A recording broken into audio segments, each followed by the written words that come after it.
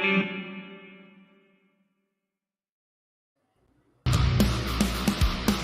tuned into RBLR, the home of Tampa Bay's RBLR Sports. 4 seconds left. In front. Happy moment. The Tampa Bay Lightning have won the first Stanley Cup. And the Tampa Bay Lightning have won the Stanley Cup. Lightning strikes twice. The Tampa Bay Lightning win their second straight Stanley Cup.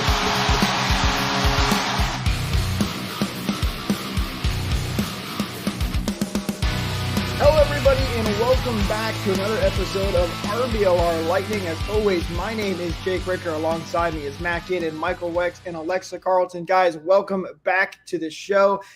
Guys, thank you so much for tuning in. If you're new here, welcome. We got an awesome show coming up here for you. We'll be looking at the Lightning and Leafs game, previewing that, and looking ahead at the Lightning playoff schedule. And if you're coming back again, thank you guys so much for returning. We really appreciate you. If you guys can, hit that like, hit that subscribe button. It really helps us out, and we really do appreciate it. All right, guys, first and foremost, before we get into the preview, how you doing today? I'm doing terrific. Jake, you're coming in here with a great energy as well. After a bit of a rough week of hockey, I think we're all feeling good and we're all ready for these playoffs to start. Michael, how are you doing yourself? You're exactly right, because I looked at this past week. I was like, you know what? They're not playing that well. And then I looked and I saw, you know what? Saturday's probably game one. And I'm super pumped for that. Alexa, how are you? I'm great. I'm ready for win number 45 to close out the season, and I'm ready for playoffs for sure. Can you hear us yet, Jake? Yes, I can. Okay. Sorry about that, folks. I had a little bit of some audio issues there, but I fixed it. We're all good now. Listen, you have some bumps and some bruises as you go on to the season, just like the Lightning have this year, but they're looking to close it out on a positive note. And I want to start there. Let's focus on this game we got coming up against the Leafs tonight, because it's a big one. And not because, well, there's no effect on the standings, really. The Lightning already know who they're going to be playing in the Florida Panthers in the first round, but it's a big one for some different reasons. One, because you're battling that rest versus rust fun when it comes to getting ready for the postseason and trying to avoid injuries. And then, of course, it's also a big one for both Nikita Kucherov and Austin Matthews. Matthews, of course, going for 70 goals tonight, and Nikita Kucherov 1 assist away from hitting 100 assists and being the 5th player in NHL history to do so, because McDavid did it a couple of days ago. So let's start with this question. Guys, what are your expectations for this game? Are you hoping get Kuch 100 assists and then whatever happens, just avoid injuries? Do you want to win and go all out? What are some of the expectations here for you guys? Matt, I'll start with you. Get the milestone first, and then maybe, play the lower lines for the rest of the game. Of course, we don't even know if 100 assists is a guarantee, but also, stick to your habits. Play strong, but don't overstress yourself. This game doesn't really matter, but again, it's at home. Do something for the fans. I don't know how many people are getting rested. If Stamkos or Point's getting rested, I know Vasi has the night off. But again, just play strong and get the not the monkey off your back, but get that record. Try as hard as you can. The game doesn't really matter, but also don't be too lackadaisical. Yeah, absolutely. Like I think that if I'm the Lightning and the Leafs really did fall into this trap against Florida last night, it's get Matthews the puck every time, let him try to score 70. He ended up not scoring at all. But if I'm the Lightning, in a way that doesn't feel detrimental to the team, try to get Kucherov that 100th assist. And from there, play guys that you would not normally play. I was really looking forward to the fact that we might see some call-ups today. And then I remembered we have 0 cap space. So according to John Cooper, they're probably going to play light tonight. Like, as far, maybe not even dress a couple guys. So this is going to be really interesting. I think the lines themselves are going to be generated while we're still live. So we could talk about that when it's time. But it's going to be a really interesting game. And Cooper was saying, like, listen, guys, it would be really cool to see Austin Matthews get 70 as a fan of the sport, especially when you're in that building. But I'm the opposing coach, and I have to figure out how not to let that happen. So he had a few zingers in his press conference. Really good press conference. I'd say I'm going to take it a step further and say 101 or 102 assists. And yeah, I mean, picking up the win going into the postseason. I mean, I feel like last season the Bolts kind of slumped their way into the postseason, and it wasn't the best result at the end of the day. So, being able to play your game and feeling that confidence going into the first round, I think, is going to be a big thing. And, like y'all said, it's not really make it or break it, but having that little confidence boost, I think, does make a big difference. Well, this is going to kind of go back to the last couple of games because, Alexa, you're right. The Lightning tend to slump might not be the right word, but they play very differently once they clinch. Ever since the sweep in 2019 and how hard they pushed, they just don't play that hard. And they just go, okay, we made the playoffs, we're good. And then they turn it on all of a sudden once they get into the postseason. It's tough to watch as fans because you want to see your team do good and, of course, win. But I want to ask you guys about this. How do you feel about the last couple of games that we've seen here from the Lightning? Because, listen, the truth is they have not played well. The power plays kind of struggled a little bit. They've given up a lot of big defensive chances, but it becomes that ultimate question of, is this the Lightning just doing what they always do and coasting into the postseason? For me personally, I think there has to be that balance where you want to coast into the postseason and just get ready for that and save all your energy for there. But you also don't want to let bad habits creep into your game, which seems like it's kind of happened a little bit for the Lightning over these last couple of games. But guys, how are you feeling? Michael, I'll start with you. What are your thoughts on the last couple of games for the Bolts? I will say this much. As far as the last couple of games go, as far as the season series goes against our first round opponent, you can throw it all out the window. Like, I've been a proponent of this for a couple of years now, where the playoffs are an entirely different beast. And being that the Lightning's best record since like the clinching day was in 2019, and then they ended up winning 0 playoff games. And then the 2 years that they win the Stanley Cup, one of the years they go 3-6-1, and the other one they go 3-3-1. This is data via Paul Driscoll on Twitter. He did an entire spreadsheet on it. Like, guys, it doesn't matter. Like, I understand they're not playing well in a couple of aspects, but like they're saying all the right things, which makes me think like, okay, when game one comes around, it's not going to be like they're going to flip the switch kind of thing. But, they're going to be fine. Like, hopefully, injuries aside, and we'll get to that they're going to play at a level which, we don't have to be necessarily concerned about in that first round. The things that have bothered me over the last, let's say, week and a half, when we've had this, 3-game losing streak, is they've been against lesser opponents. Like, and there's been some habits that, we've seen pop up and that we really haven't liked to, seen in the last couple of months or so. And what separates this year, especially from last year, is that they're not really slumping their way into the playoffs. Yeah, we've had a little bit of a skid in recent days, but again, when you look at this year compared to last year it was just sleeping your way from the All-Star break in and just kind of whatever, let's just get in. It seems like it's a bit of a different mentality this year where they've really started to pick things up if you ignore the last week or so of hockey. So overall, I'm not, unconfident or anything. I'll still take this team against any other team in a best-of-7 series, but I'm a little concerned, but not really concerned. Again, this team, I love it. They prove me wrong all the time, so I'm just hoping they do it again.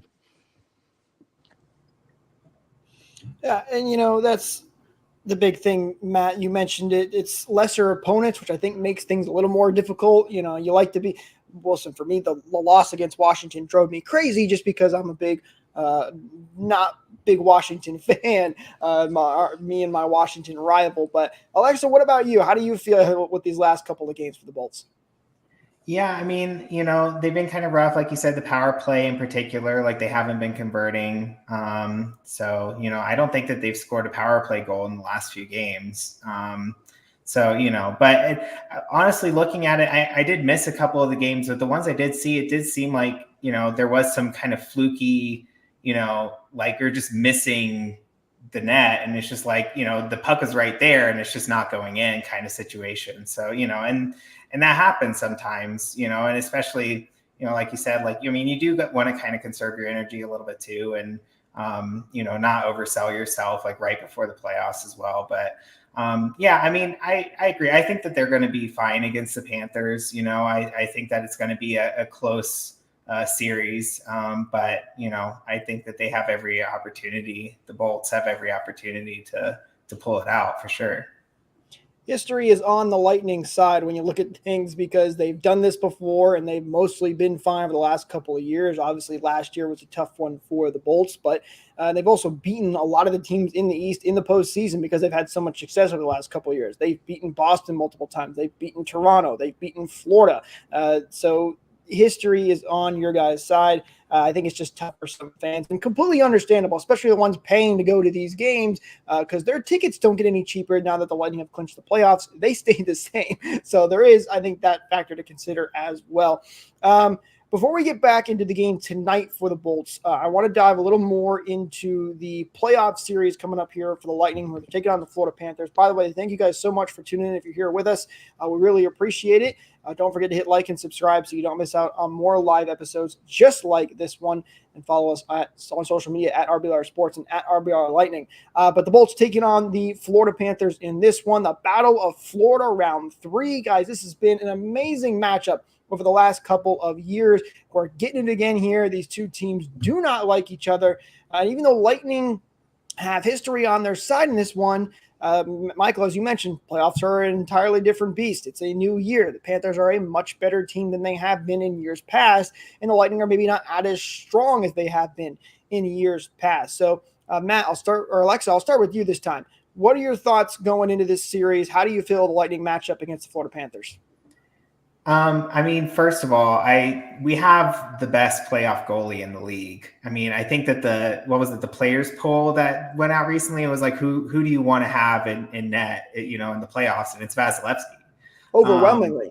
Yeah. And he, even though, the last few games haven't been great, like, I mean, he has been playing a lot better. He seems like he's, really made a full recovery from his back surgery and everything. I mean, it seemed like it took a little bit of time, but he's in form, and yeah, I mean, Panthers are no joke, especially this year. But like I said, I think we have the Bolts have every opportunity to pull it out.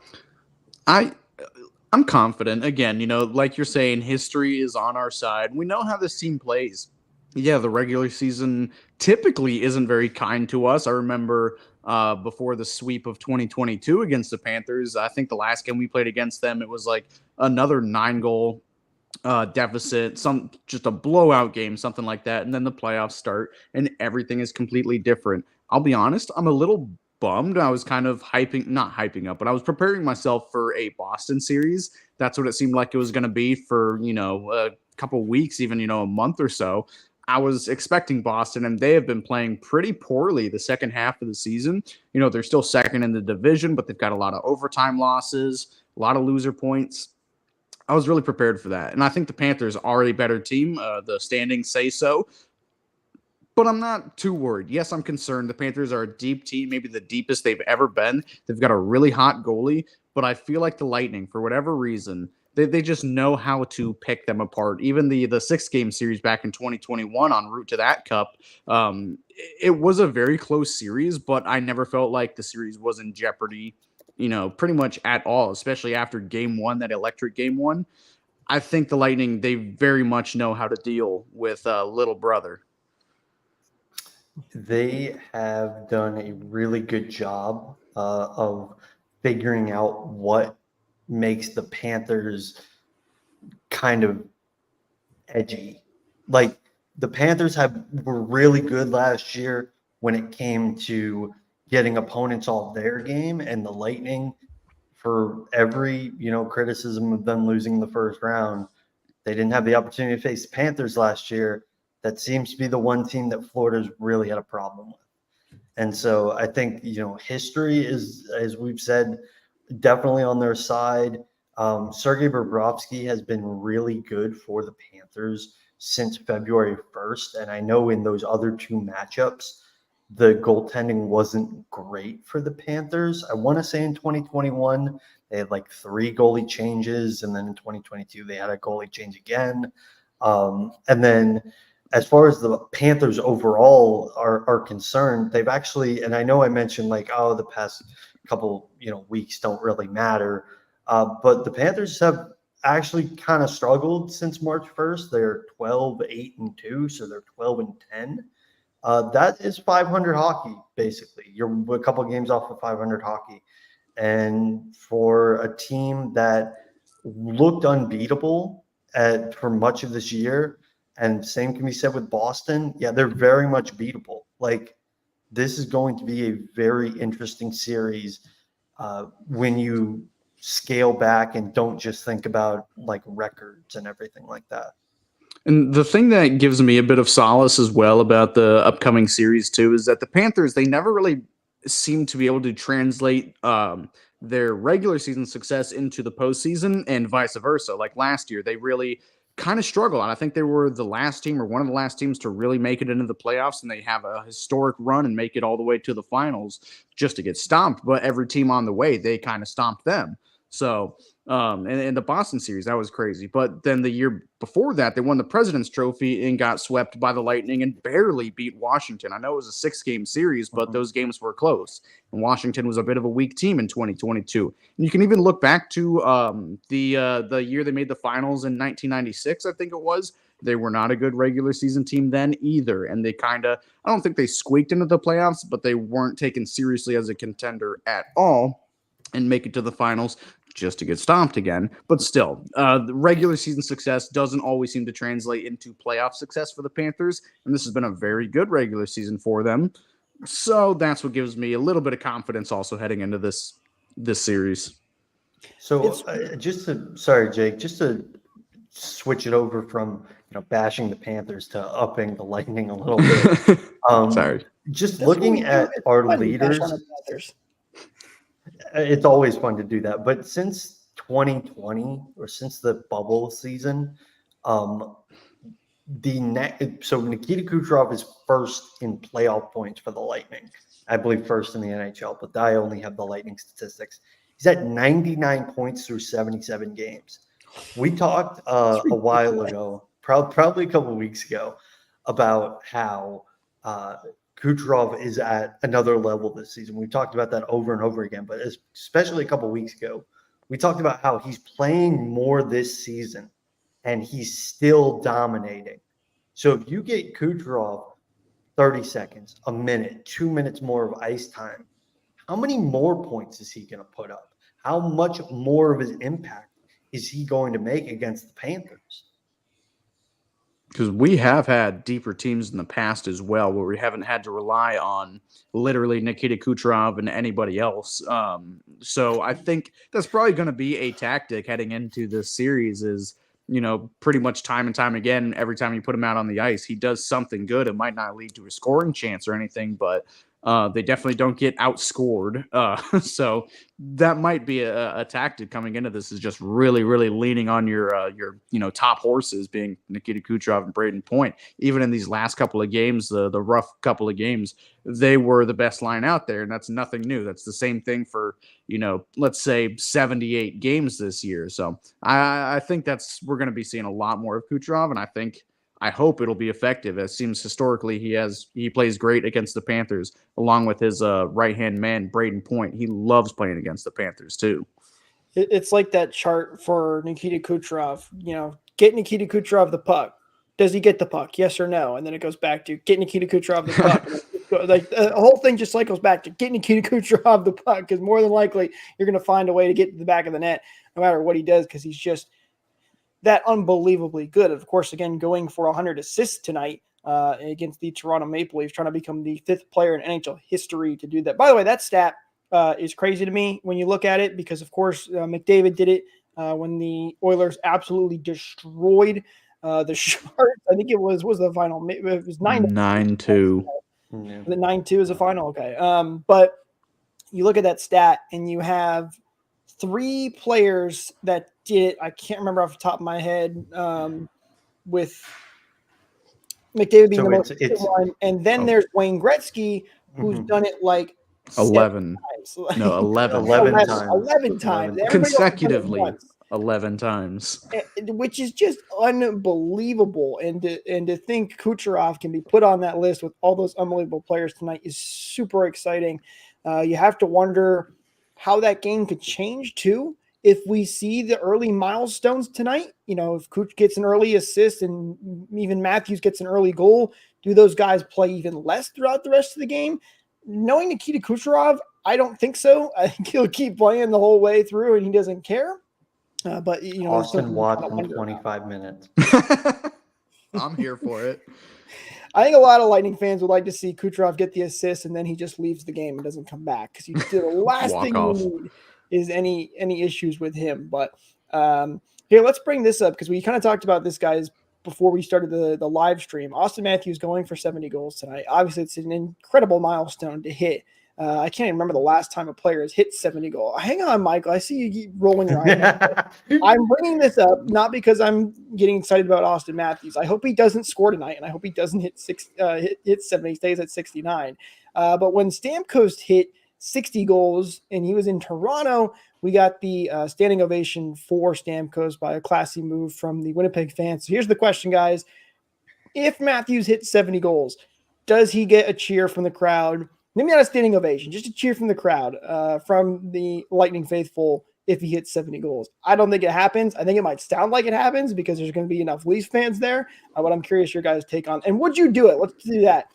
So, does it happen tonight? And would you do it if you were in the building? That's what I was going to follow up with, was if you would do it. Me personally, I would not. I respect Austin Matthews. I know he's a great player. I would just hate to be the team he scores 70 against. If I was in the building, I'd be cross-armed like, no, this sucks. I don't like this. And that's just the brutal truth of me being a Homer fan. So I think some people will. I don't think a lot of people are as diehard and Homer as I am, or, all of us on this podcast. Some people can, respect game. And like you did say, Jake, there's going to be a lot of Leafs fans in the audience. If it happens, it's going to sound like everybody's doing it. Well, Matt Tompkins is pitching a shutout tonight, so I don't think it's going to happen. How great would that be? Matt Tompkins stops Matthews from getting 70. I'm conflicted on this. I don't think I would, but it would also be cool to see. Like John Cooper's right. If you're in the building, that's a cool milestone to see. But am I giving him a standing ovation or cheering for him? No, he plays for the other team. Like, I want my team to win. Why would I cheer for the other team? I say, I think game respects game. He gets a golf clap, and that's about, okay. That's about it. Just See, Alexa, I was kind of with your thought. This is tough for me too, because you guys know I'm a diehard fan and I'm, very homerish when it comes to the Lightning. I try not to be when it comes to reporting on the team and being fair, but my own personal opinion, I'm definitely a big homer. It is a big thing for Matthews, and I loved when the Winnipeg fans gave Stamkos a standing ovation for hitting 60. So I think I would stand, but I'd be like one of those like shaking my head as I'm giving a light clap, really upset that it happened against us. But, I got to show respect because it is a huge milestone to hit 70 goals, especially 70. This isn't just 60, it's 70 goals. I don't know. Do we know the last time that it doesn't matter. It's awesome. 1992 season, Teemu Selanne and Alex McGillney with 76 goals. There you go. So it's been a while since someone has done that. Hopefully Kucherov is the one that gets his milestone. We don't have to worry about that question. And Matt Tompkins does what Matt Tompkins does and pitches a shutout tonight against the Toronto Maple Leafs. Boy, how great would that be for the Lightning to get Matt Tompkins to do that. But sticking with this game, we kind of talked about a little bit. The lines are probably going to look very different for both these teams because you're trying to avoid, I think injury is the biggest thing. I don't think anybody wants to, worry about the rest and rust thing. Most players want to play and keep their game up and ramp up and get ready to go, but you don't want to get hurt. The Lightning have already battled a couple of injuries in these last couple of games. I think most notably, probably Tyler Mott and Luke Glendening. Mott has been out day to day. Glendening just left the game and never came back. I don't think they've released anything on his status. Michael, do we know? Have they said anything officially on what his status is? Oh, you're muted. We'll get him back Sorry in about that. Yeah. So Hedman is out tonight. He is battling an illness. So can't wait Okay. to go 11-7 question mark. I don't know what the lines are going to look like tonight. This is going to be very weird. So Hedman out with an illness. Do we know? They said anything about Luke Glendening on his official status? So this is from Chris Cran. This is going to be interesting. Don't see Sorelli, Glendening, Mott, Fleury, or Hedman. Okay, so a lot of big names out. I think there's going to be a lot of big names. We'll be playing down a skater, basically. Two centers, Okay. two good face-off centers too. So That changes the game. Well, the Leafs are going to be without some players too, I believe. They're not going to have Mhm. their full lineup as well, so it's going to be a very different game. But anyway, going back to what I was saying, you're avoiding the injury thing. Hopefully, Mott is going to be ready to go playoff time. I think most of these guys are dealing with minor injuries, and anytime a guy has any of a minor injury, they're not going to risk it whatsoever because you want them back for the playoffs. It's you wonder how that's all going to play out with the injuries. I would say, guys, if there is any player that gets nicked up at all during this game, don't even bring him back. Don't even worry about the game. Don't bring him back and go from there. I think that's fair. Again, how many different ways we can say it, but just mitigate, any injury you can. Just get, like we were saying earlier, just get Cooch the 100 points and then just throw whoever out. Whoever wants to go out, just go out. Who cares? Just the whole team walk off and leave. And just just leave Sherry on the top line by himself. Okay, I think we need to talk about this. Connor Sherry, who's had a rough season. Things have not been going well, and I partially blame myself for this because you guys know here on the RBLR podcast, I hyped up Brandon Hagel when he first got here. I said he was going to hit 30 goals. He hit 30 goals, and I haven't shut up about it because I was so excited that he did it. And then I was like, all right, I'm going to go 2 for 2. And I hyped up Connor Sherry because I thought he was going to have a good season with the Bolts. He was so good with Ovechkin and with Crosby. I thought he would do it again with either Kucherov, Point, or Stamkos. It has not happened that way whatsoever. Sherry just hasn't been able to put up a ton of goals. Every time he's out there, he seems like he's snake bitten. Just hasn't played that great. So what are your guys' thoughts on Connor Sherry? He's signed for another year. So more than likely 2 he years. will be. Well, that's including this year, though, correct? No. He signed a 3-year contract. Oh. Did he? I remember him signing it 3 years for $2 million a year. Okay, well, so 2 more years. But, I still think Connor Sherry can be a good player. Listen, there's no ifs and buts about it. He's not had a good year. But I want to get your guys' thoughts on Connor Sherry and what's been going on this year. So he did play on the top line, for 1 or 2 games this last week, and he did score a goal and he did have an assist. So maybe he is just one of those players. Maybe he's like an Alex Barré-Boulet who can only play in the top 6 and is useless in the bottom 6. I really feel like that's kind of what we're seeing here is top 6 tonight. It's a veteran ABB essentially. So yeah, he probably will be playing tonight. And I thought he looked decent playing with Point and Kucherov. I maybe wouldn't want to see that, when games matter, but it was a decent fill-in. But yes, overall, it has been a rough season.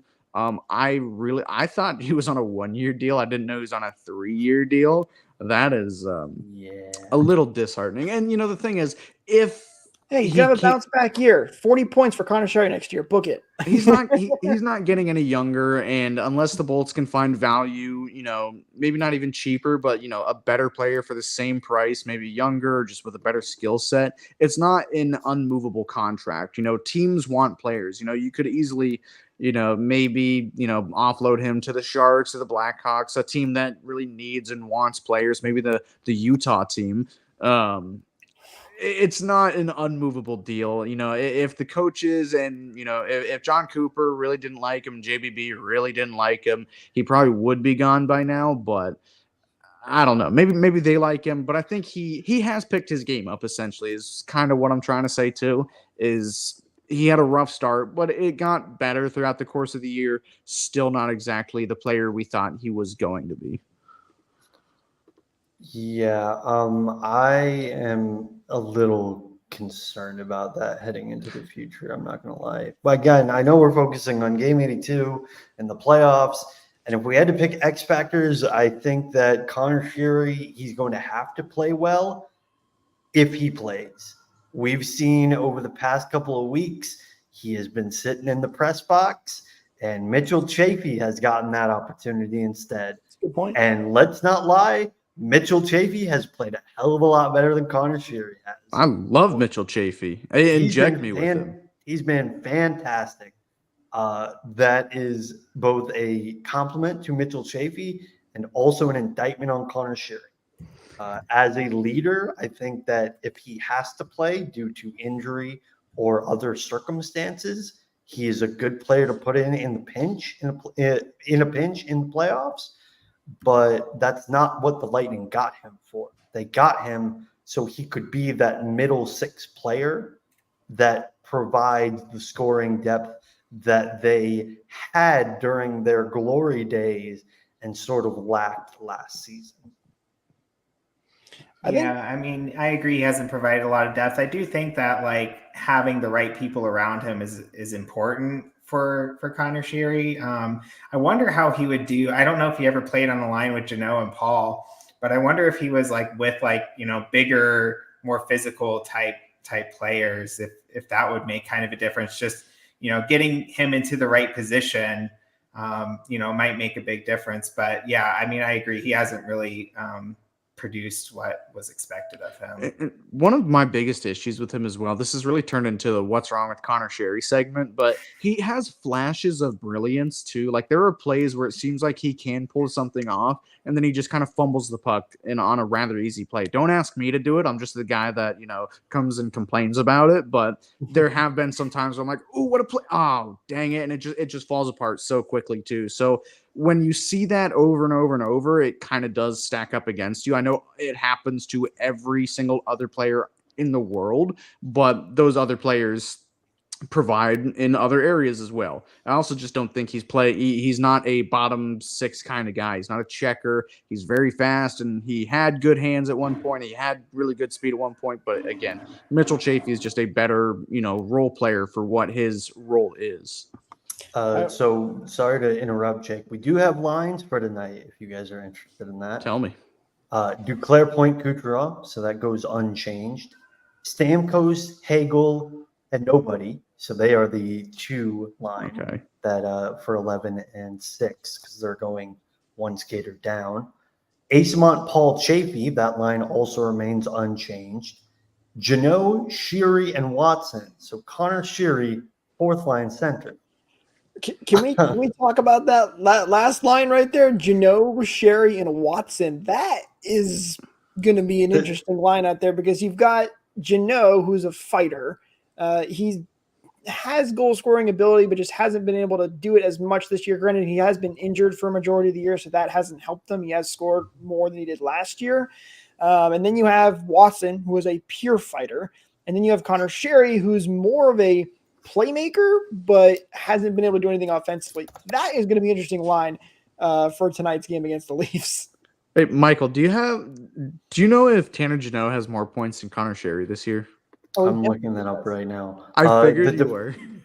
Well, I was looking up, does Austin Watson have more goals than Connor Sheary? He does. Okay, not. Listen. All right, so for those that are just tuning in, by the way, welcome. We appreciate you guys joining in. And for those that don't know, I try to defend Connor Sheary as much as I can because Jake opened up a can of worms, is what he did. So yeah, listen, when Connor Sheary scores the game-winning goal in the Stanley Cup Finals, you know, we'll come back to this conversation. But listen, Sheary's had a bad year. Connor Sheary has 2 more points than Tanner Jeannot this year. Wow. Okay. Did not expect that. I will say the defense pairs for tonight with no Victor Hedman. Mil Lilleberg is getting top pair duties with Darren Radish.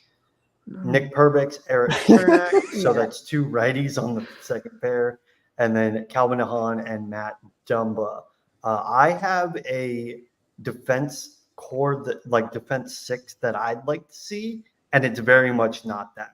Can you tell me? We could not do that in game 1. That would be well, I would expect, though, game 1 starts, that's when you can start making call-ups because you don't have to worry about the cap anymore. I would be shocked if Max Crozier is not up here with the Lightning. That's a good shout. I mean, he'll be called up, but he's not going to be a regular. I think he's still buried in the lineup behind Hayden Fleury. I don't know what his health situation is. I don't know if he is. I think if Crozier is up here, he plays. So let's go around. Let's focus on this defense core. Matt, you asked Michael earlier, what's the core 6? Michael, what's your core 6? So Victor Hedman on the first pair with Darren Radish. Your second pair is Emil Lilleberg on the left, Nick Perbix on the right. Your third pair is Matt Dumbo on the left, Eric Chernak on the right. I think that is your best 6 in the best positions that can generate them some success. Because Lilleberg next to Perbix is like the best of both worlds. They would play very well together. Perbix away from Lilleberg has not. So if they're going to win, you need all 3 defensive pairs to be good. And Nick Perbix specifically, you need him to be good. Do you guys like the Hedman Radish pairing?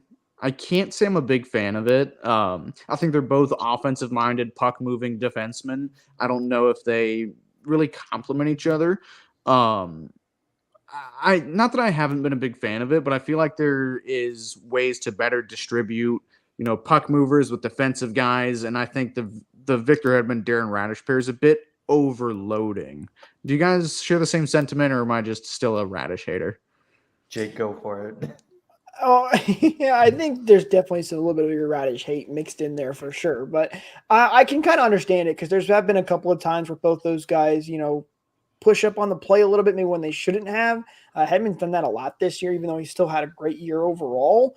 So I can understand where you're coming from, Matt. Listen, for me, for the most part, there's a reason I'm not a coach in the NHL. I'll leave the defensive pairings to John Cooper and the rest of the coaching staff. But Michael, I tend to agree with you on your decor that you had. For me, Hedman, Radish, Perbix, Lilleberg, Crozier, and Dumba are my favorites.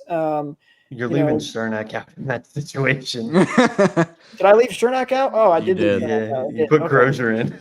Well, Chernak. I'd expect that of Michael, not. Hey. I'll be honest with you. I didn't even realize I did that, so my apologies. I will say that if Crozier does get called up, if you put Crozier with Lilleberg, which was an awesome pair in January, then you could put Chernak with Hedman, and then you just figure out what to do from there. So I think that works. Yeah. That was going to be another one of my questions, and we really haven't seen it pretty much at all, or at least for like a couple of years, is Hedman and Chernak. And I think it'd be a good pairing. You've got, defense. I'm a rock, Eric Chernak, and Victor Hedman, who loves to jump up in the play and never back check. I think those two would complement each other better than Darren Radish and Victor Hedman, or Victor Hedman and Matt Dumber or something like that. I really want to see those two together, but I think that's also overloading as well. Like Eric Chernak, to me, with the current roster and Sergachev out, is the second best defenseman on this team. So it is a bit of overloading, but I'd like to see that. Do you guys know why we don't see that at all? Do you just don't think they play well together? I just feel like we don't see it a lot at all. Well, real quick, before we answer that question too, Matt, I want to throw it to our viewers as well who have tuned in. Thank you guys so much for joining us. Let us know in the comments what defensemen you'd like to see for the Bolts in the playoffs when it comes to that time, assuming everybody is healthy as well. And Matt, sorry, could you repeat the question one more time for me? Just why do you think we don't ever see Victor Hedman and Eric Chernak play on a pair together? Because Eric Chernak is not Anton Strawman. What is that supposed to mean? Because I think you give Eric Chernak a little bit more defensive credit than he deserves. He's a good defenseman, but his best success was with another good defensive defenseman. There's a thing that goes on where it's basically a sword and a shield. So you have a good offensive defenseman and a good defensive defenseman. The sword is the offense, the shield is the defense. The Lightning's success actually culminated from 2 shields, which was Ryan McDonough and Eric Chernak. Mm-hmm. So if you put Eric Chernak next to another good defensive defenseman, that's when you unlock his best capabilities, I think. And that pair was elite. Ryan McDonough and Eric Chernak, they were elite. If they were still going on, I think the Lightning would be a lot more of favorites than they are. Well, thank the cap for that and losing guys like Ryan McDonough. Alexa, what about you? What are you looking for in the decor come playoff time? I mean, hopefully, obviously we'd like to see Sergachev back sooner rather than later. I think there's the potential for him to come back for the second round. So, definitely looking forward to that. As far as Chernak is concerned, I mean, maybe him being paired with Dumba might not be the worst pairing as well. But yeah, I don't know why he doesn't play with Hedman. It seems interesting, but I also kind of like the idea of like having more of that lockdown, like that defense and defense. Because it does seem like that's kind of been lacking in the last couple of years to an extent. Is just like that ability to just shut down the opposing team once the Bolts get the lead. So more of that, please. That's what I would like. One last question I do have. It's not necessarily Lightning related, but if it's not the Lightning, which team do you guys have coming out of the East? And you know what? Because it's a playoff show, playoff prediction show anyway. I guess not a prediction show, but pre-playoff show. Who do you have coming out of the West as well? Jake? It's tough. The East, I think, is a bloodbath again. I think the teams in the East are mostly better than the teams in the West, although the West can be hard to predict because there's just not a lot of teams that can really put themselves out in front. Michael or Alexa, do you guys have one ready? Because I got to look here and think a little bit. I think you're muted again. Go ahead, Alexa. I mean, I'm kind of rooting for Vancouver. I don't know if I've said that before, but honestly, like they're probably my team in the West. And I mean, seeing the Avs make it again might be interesting as long as they're not playing the Bolts. I just having lived here through that a couple of years ago, that was a lot. So I don't know if I'm ready for that again, especially so soon. But yeah, as far as the East goes, I think, unfortunately, because I can't stand them, I think the Rags might make a run if it's not the Bolts. But yeah, so maybe Rangers versus Canucks. That'd be a very fun fight. That'd actually be a 1994 rematch, too. That'd actually be really fun. Look at that, pulling from the old statistics and the old history books. I love it. Random stats, you know me. Or random facts. For me, out of the West, I think Dallas is a sneaky team. I think they're very good and they kind of get underrated in the West when people look at, Vancouver, Colorado, teams like that, even Vegas sometimes, although they've kind of struggled this year a little bit. Nashville's another sneaky team that, they're that team they're not better than everybody else, but if they get hot, they could be a dangerous team. We saw what the run, they were on like a 15-game point streak or whatever it was for a while. They were playing really, really well, but I'll go with Dallas coming out of the West. I think they'd be a fun team to see come out of it. Vancouver is not a bad pick either, Alexa. For the East, for me, personally, if I had to pick one that I wanted to see, it's probably Carolina. They're just a fun team for everybody to watch. And, I think they've got a pretty good team as well. For who I think is actually going to come out of the East, if it's not the Lightning, I mean, you look at the Eastern Conference. I think the Eastern Conference is one of the best. I don't think the Rangers or the Hurricanes can quite get out of there where they need to be yet. So, as much as I hate to see it, I could easily see Florida or even Boston making a run, depending on who wins that series. So, I thought you were going to say Washington. Matt, no. I hope Washington gets swept in the first round, but actually, I don't even know who Washington's playing in that. Rangers. They're playing the Rangers. That's a tough series for them. That's a really, really tough series. I don't think Washington can beat New York. We'll have to set up a playoff bracket challenge for RBLR, and maybe we can get some of the fans involved as well and see who comes out on top. Yeah, that should be a fun one. All right, so last thing for tonight, we got the game coming up here in just a few minutes. So we'll end the show here relatively soon. So you all can go and watch the game tonight. The Lightning take on the Toronto Maple Leafs in Game 82. Predictions for tonight, guys. Let's go. Your final score prediction, and of course the winner, and then does Kucherov/Matthews hit their milestones? Who wants to start? I'll start. I think this game is going to be very silly. I think, it's just a hodgepodge of what the heck ever. I'm going with a 7-5 final for the Bulls. Okay. I don't have not that I don't have faith in Matty Tompkins, but he's, a AHL goalie. And the Leafs, despite, maybe them resting some guys, I still think they're a very good high-powered offense team. They'll be able to do some damage, but I think these very last end of the year games, they just happen to get very silly. And going with what Alexa said earlier, yeah, let's take it and run Kucherov with a multi-point night. He's not getting just 100; he's going to get 103. Is Matthews hitting 70? Sure. Well, you said 7 to 5. I mean, if Matthews doesn't score a 5-goal game, that'd be funny. That'd be really funny. Michael, what about you? Jake, since you asked, my Stanley Cup Finals prediction is Carolina versus Winnipeg. So, my apologies. Yeah. There's so many things going on running through my head. My bad. So I kind of agree with Matt, but at the same time, I do think while it's going to be silly, it's going to look a lot like a preseason game because everybody's sort of going through the motions.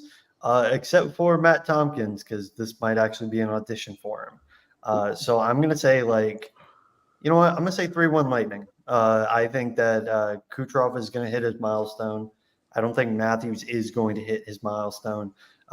Matt, you mentioned that Matt Tompkins is an AHL goaltender.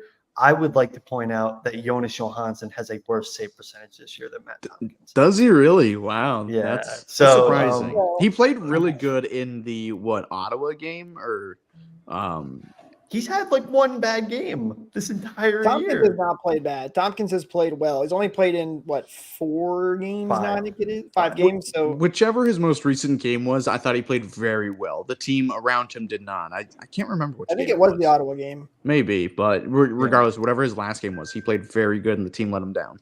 Alexa, what about you? 9-8-1 and Johansson's at 9-8-0. So okay, one point. He's better. He's better. Great tape. Okay, Alexa, what about you for your predictions tonight? 5-4 Lightning.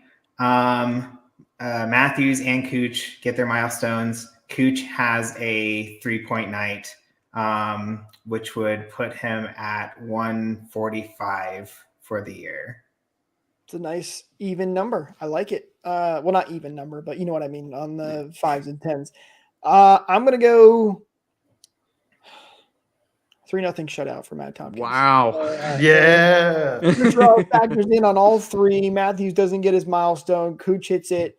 And Sherry scores the other 2 goals. So, do you have an extra pair of those blue tinted glasses, Jake? Yeah, maybe a little bit. If I'm looking away from my blue tinted glasses, it's probably more. I could see this being a 1-goal game just because the way these things go with the Leafs. It's usually tight ones, 3-2, honestly. And I think Matthews and Kucherov both hit their milestones tonight. Wouldn't surprise me whatsoever. Although the last time these teams played, granted they had more full lineups. Matthews only scored on that power play where the Leafs won a quick draw and got that quick shot out. Other than that, Matthews did not do much. So it also wouldn't be crazy to me that if Matt Tompkins puts on a show and the Lightning shut down Austin Matthews. So we'll see. Should be a lot of fun. Should be a lot of craziness going on for the Lightning tonight. But guys, I think that's going to do it for us in this episode, this live edition here on RBR Lightning. Thank you so much to everybody who tuned in for this little pregame / playoff preview. Don't forget to hit like and subscribe so you don't miss out on future episodes. Coming back already. Why not? It's free and it really helps us out. And we really do appreciate it. Follow us on social media at RBLR Sports, at RBR Lightning as well, so you don't miss out on future content. And you can also check out our other amazing podcasts, the Rays podcast, the Rowdy Bucks, all fantastic shows that I highly recommend you go check it out. So, guys, that's going to do it for us in this one. We'll talk to you next time. Go Bolts.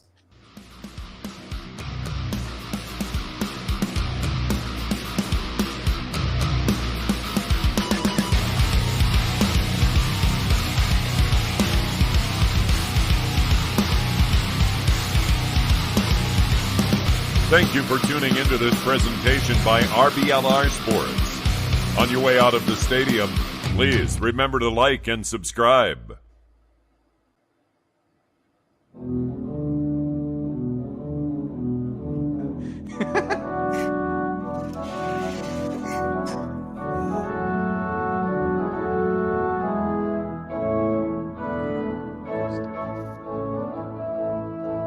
Ha ha ha ha!